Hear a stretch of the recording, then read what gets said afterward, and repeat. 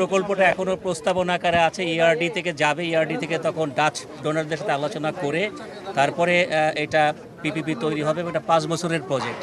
আশা করা হচ্ছে 26 থেকে 31 পর্যন্ত এই প্রজেক্টটা থাকবে।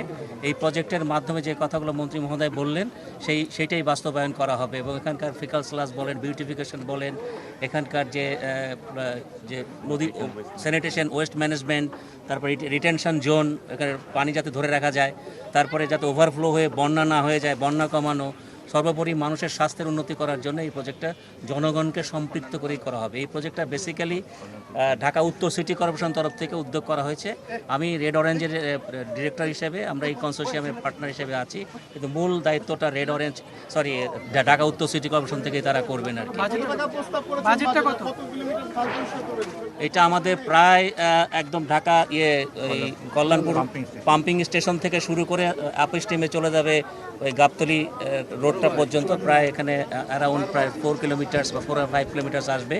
প্লাস ওই আদাবর এবং আমাদের ইয়েতে চলে যাবে, পিছন দিকটা চলে যাবে শ্যামলী এই সাইডটাতে।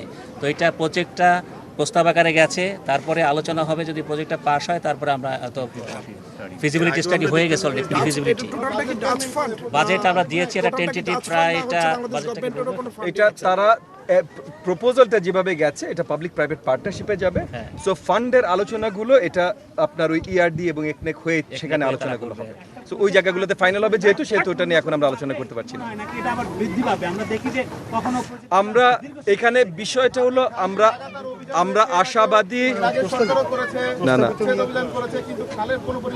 খালের পরিবর্তন ইনশাআল্লাহ হবে। আজকে এখানে ওনাদের সাথে এসেছি, ওনাদের একটা প্রজেক্ট যেটা এখন ইতিমধ্যে এলজিআরডি থেকে এবং ঢাকা সিটি কর্পোরেশন থেকে তৈরি হয়ে এলজিআরডির মাধ্যমে এখন ইআরডির কাছে চলে গেছে, পরে একনেকে যাবে।